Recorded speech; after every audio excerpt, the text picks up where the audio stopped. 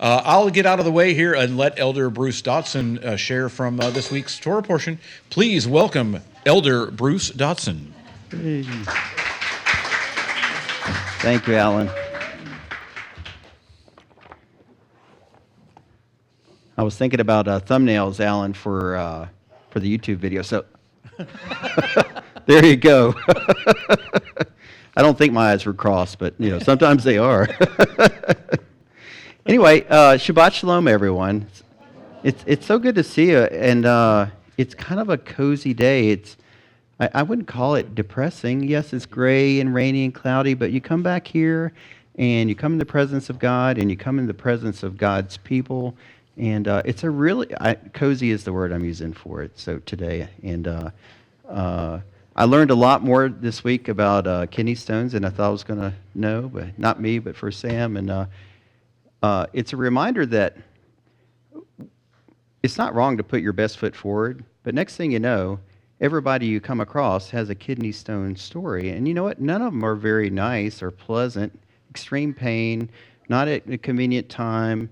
And it's easy for me to be philosophical about it because I didn't go through it. But I was there, believe me. But it is a reminder that life is hard for everybody, right? Whether it looks like you have it all together or you don't have it together. This is a difficult life in many ways. And that's okay, because this is not as good as it's going to get. God has a plan for us to get through this, and much, much better things are to come. But He's really blesses us all along the way, and I'm just grateful to be part of His kingdom and to get to be part of His people and this congregation especially. So anyway, this week's Parsha is Toldot. And it's action-packed. It's hard to figure out or know what's the best thing to talk about. So I'm going to sort of trip and stumble through it, talk about some things. But there was one verse that really stood out to me that I'll sort of reserve towards the end that, I don't know, for me it was impactful. Hopefully it will be for you as well. But Toldot means history or generations, in a sense, stories. These are the stories of Isaac. It talks about his life. Genesis 25:19. Here's the history of Yitzhak, Abraham's son. Abraham fathered Yitzhak. It is about the stories of Isaac, but part of the story of Isaac is his sons, right? Jacob and Esau. So it goes pretty much right into that. This was neat, though. Isaac, remember, Rebekah was barren, right? Isaac loved Rebekah, and for 20 years no children came. But Isaac prayed, and I don't think it was just once, for Rebekah for 20 years. And I just thought that really speaks to his faithfulness. Sometimes maybe Isaac, we say, well, he couldn't see the difference between Esau and Jacob. Maybe he's kind of, we're not on here, are we? Okay. But Isaac was a good husband, good father, and he loved his wife, and he prayed on her behalf, right? So the way that's worded to me means, yes, he wanted children, but he was praying for his wife especially.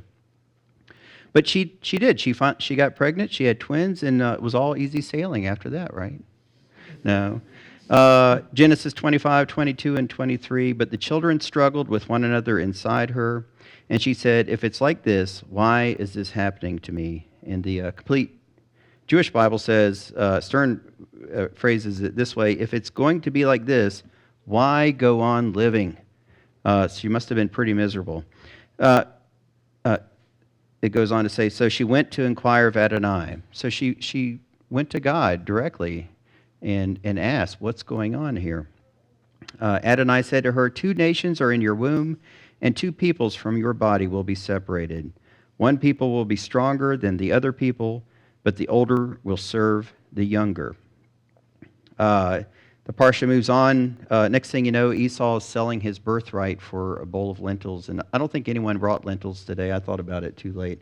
But for next year, when this parsha rolls around, remember, lentils is a good thing to have this week.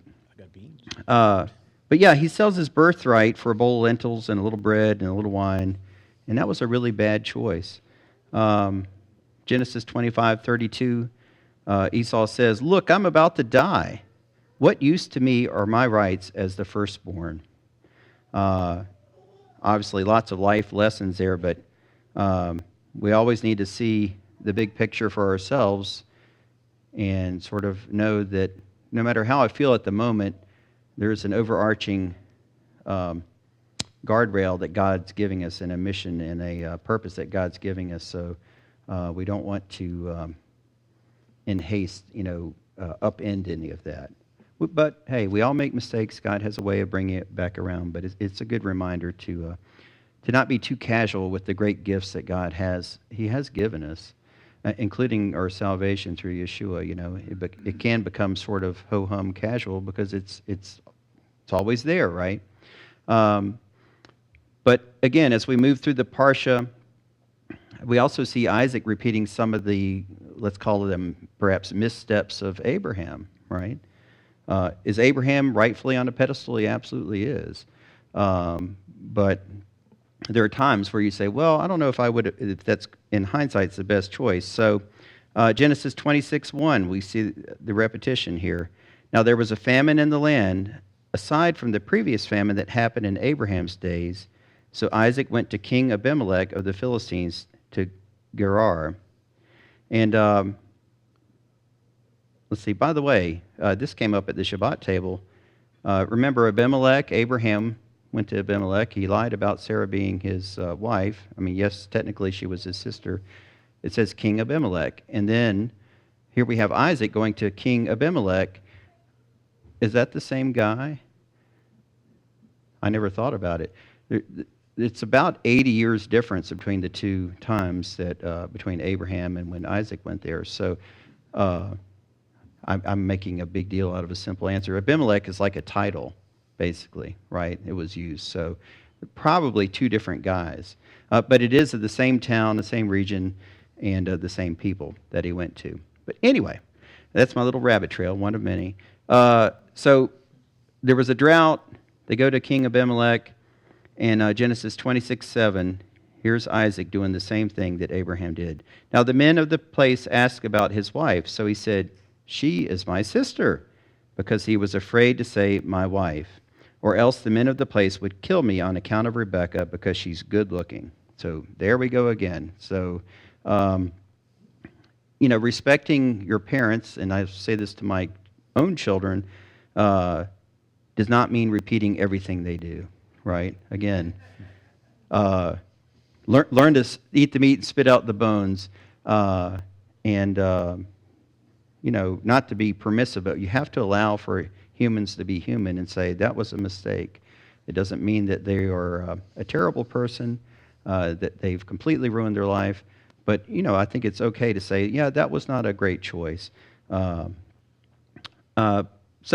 But despite some of the missteps along the way, Isaac prospered just like Abraham. His herds increased, his people increased. He reopened the wells, it talks about, that his father had dug. But the Philistines apparently had started filling them back in once Abraham died, which seems odd. But I was thinking about it. It's interesting that in some respects that's happening still today. So Abraham digs a well. Hey, I'm from the South, more or less. So you never know what accent I might dip into. Water is critical. It's a dry region. It's critical anyway. But if you've ever had livestock and you're out of water, it's an emergency right now. And so those wells would have had great value for the people that lived in that region, but I guess out of jealousy and just out of spite, they filled in these wells that would have benefited them. Did they benefit Abraham? Yes, they benefited Abraham and his flocks, but they would have also benefited the local people. So one parallel in modern times, I guess we're getting older, 2005 was a little while ago, but it didn't seem that long ago. When Israel basically withdrew from Gaza and pulled up, the stops and we're out of here completely. Gaza, it's yours. There was a lot of really good infrastructure that had been put in place in Gaza. And one example is there was lots and lots of commercial greenhouses because guess what? Gaza, similar climate, as the rest of Israel, and Israel is becoming, in a way, the not in terms of wheat, but a breadbasket for Europe. A lot of produce and food is grown in Israel, and for some reason, the Gazans looted and tore down all of this amazing infrastructure that was purposely left behind to say, hey, we're going to bless you so that you'll have some enterprise, you'll have some way to produce food, you'll have something to sell for money. And all these greenhouses were just looted and smashed and torn down. And I was thinking of the wells, the same thing. You have something that's very valuable. Someone else put the effort into it, and then you just destroy it. It just it is kind of confounding. But I did see that pattern. Maybe it's still repeating itself to this day. Let's see here. But yeah, again, same issues with Isaac, though. They were jealous. He's getting more powerful in their eyes, more prosperous. So he dig wells, set up an area, and they're like, nope, you got to get out of here. And Isaac would just, okay, he would move on, dig more wells, and he was gradually getting pushed out to sort of less and less desirable land. And maybe this is just for me, but eventually Abimelech, the king, he comes and says, he seeks peace with Isaac.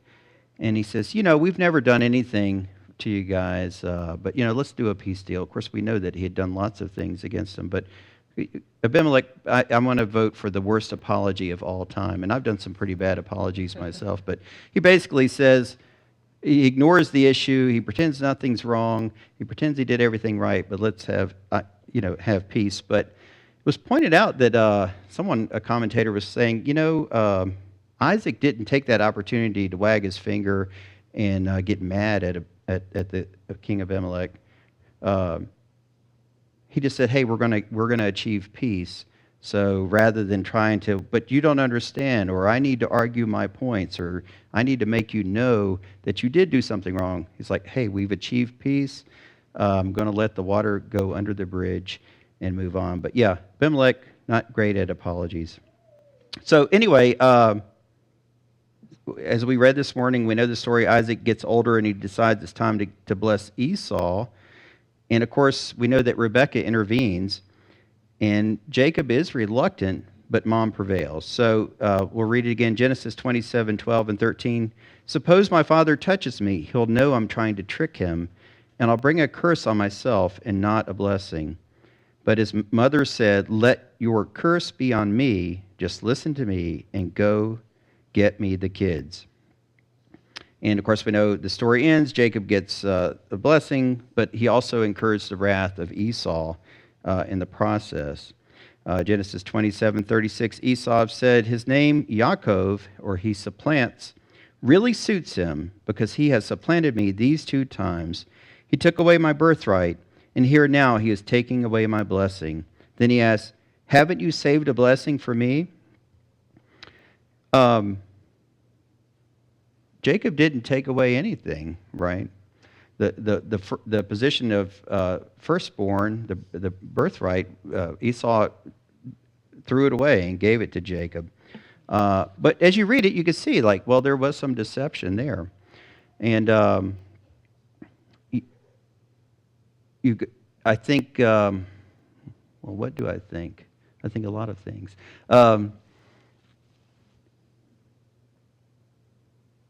I'll get there eventually. The harder I try, the less it comes to my mind. But Jacob's name, and remember, Jacob is synonymous with Israel. The fact that Jacob did what his mom said has been used against Jacob for thousands of years. It's been used against Israel for thousands of years. And you could say, well, maybe Rebekah did get ahead of God, right? Jacob was the chosen one by God, right? It was already clear that that's who was going to receive the blessings, but maybe Rebekah got ahead of schedule there. But the fact is that God did choose Jacob. He didn't choose Esau. So if there was some hiccups along the way, again, allowing for good people to sometimes make mistakes, the fact is God did, in fact, choose Jacob. But there's consequences, right? Esau was really mad, and basically he's like, when Dad goes, I'm killing Jacob. And not the way we use that phrase, actually killing him. So Rebekah learns about this plot. So Genesis 27:43 through 45. Therefore, my son, listen to me. Get up and escape to Laban, my brother in Haran. Stay with him a little while until your brother's anger subsides. Your brother's anger will turn away from you, and he will forget what you did to him. Then I'll send and bring you back from there. Why should I lose both of you on the same day? It's kind of sad. We know that Rebekah never sent for Jacob, right? There never came a time when she said, okay, it's safe for Jacob to come back. And she died before he was able to return. But, again, God works all things together for good. And like I said, there's no doubt that the blessing and the covenant were going to be for Jacob. Again, maybe Rebekah got ahead of God's plan. You think about Hagar, right? That was getting ahead of God's plan, right? To try to, well, maybe I'll get descendants through someone else, And we're all guilty of this. When God doesn't move fast enough for us, we do. We try to give him a little help, and sometimes it's a little misguided. But it's a hard balance to strike in reality because he wants us to do something, right? He wants us to take action. So for us as believers, finding that balance to pushing, to seeking, asking, seeking, knocking, and serving him, but also always listening for those course corrections where he says, hey, I appreciate your enthusiasm, but you need to go over this way, not that way. So the story of Isaac leads to the story of Jacob and so on and so forth. But all stories pretty much tie back to Abraham. Each generation story, can't exist without Abraham. And even our own individual faith in this room, each of us ties back to Abraham. And there was one portion of the scripture that it points out something that I think I've missed over the years. Let's look at Genesis 26, 1 through 5. It's when God is confirming the covenant with Isaac, but they talk about Abraham, of course, in that. Some of this is repetition, but now there was famine in the land aside from the previous famine that happened in Abraham's days. So Isaac went to King Abimelech of the Philistines to Gerar. Then Adonai appeared to him and said, Do not go down to Egypt. Dwell in the land about which I tell you. Live as an outsider in this land, and I will be with you and bless you. So again, Isaac kept God's command on that. Remember all the controversy about wells and things like that? He's like, okay, I'm not going to try to plant a flag here and claim it. I'm going to live as an outsider in this land. But I will be with you and bless you, for to you and to your seed I give all these lands. So eventually the land would be part of his descendants. And I will confirm my pledge that I swore to Abraham your father. I will multiply your seed like the stars of the sky, and I will give your seed all these lands. And in your seed all nations of the earth will continually be blessed. That would include us as well. And this is what really struck me, because Abraham listened to my voice, and he kept my charge, my mitzvot, my decrees, and my instructions. So why did he do it?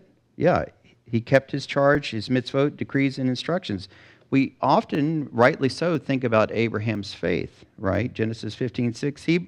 He believing in Adonai, and he believed in Adonai, and he credited it to him as righteousness. And you're like, yeah, Abraham's faith was credited as righteousness, which it was. But go back to verse 5. Why? Because Abraham listened to my voice and kept my charge, my mitzvot, my decrees, and my instructions. So it wasn't just Abraham believing, like, I have faith, and, drive, Jesus, drive. He didn't take his hands off the steering wheel and say, God, you're in charge, just make it happen. Abraham took action. He did the work. So Abraham's righteousness was not only through faith, If Abraham's righteousness was only through faith and not works, why does the Bible say God blessed him because he obeyed the Torah?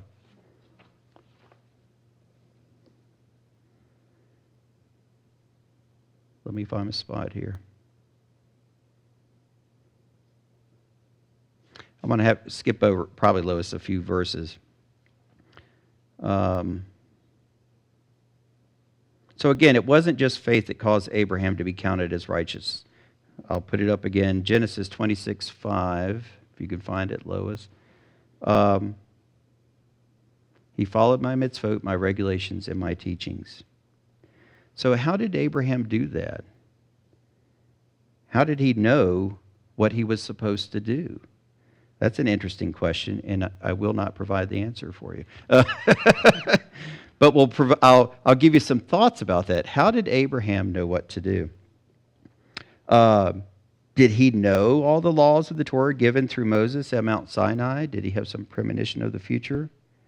But if he didn't know, how could he keep them if he didn't know them?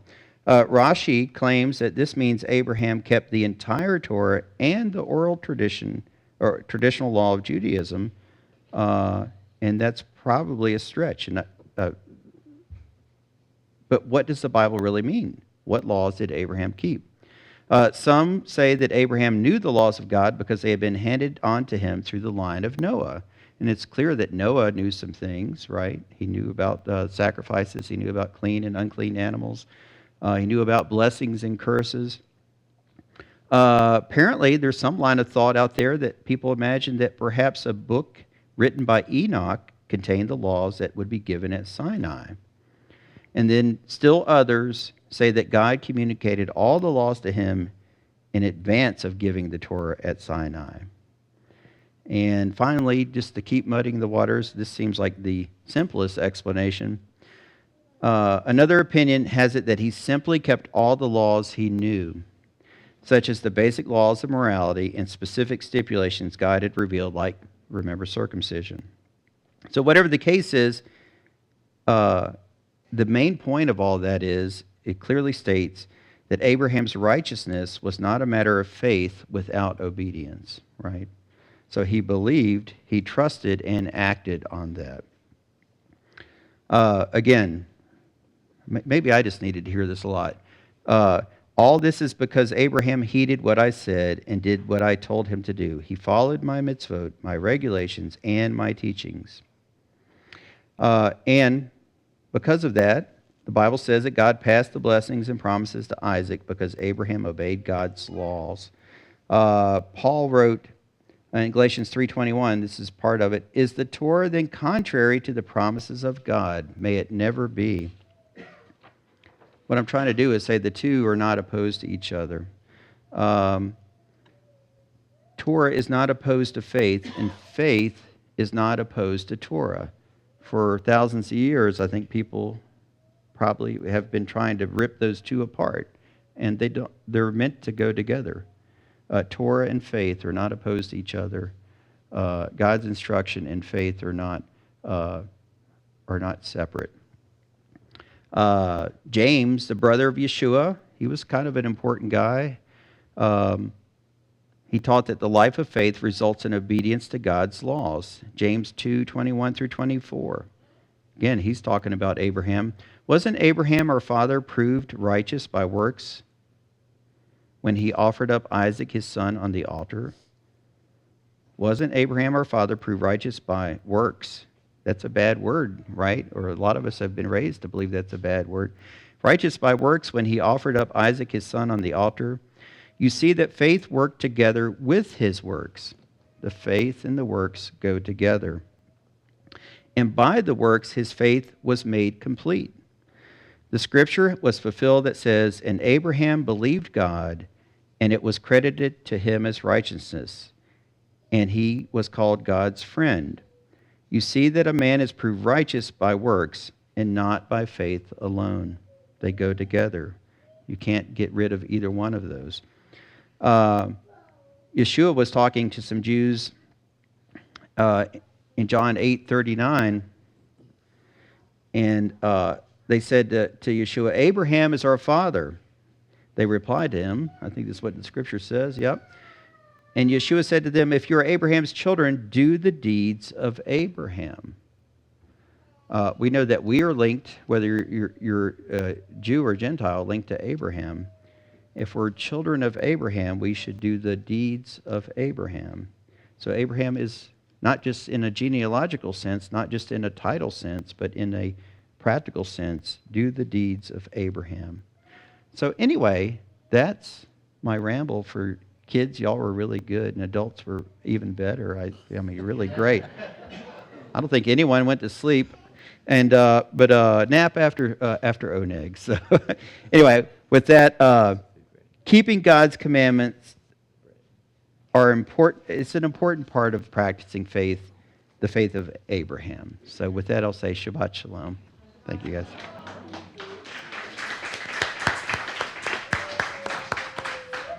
Yeah.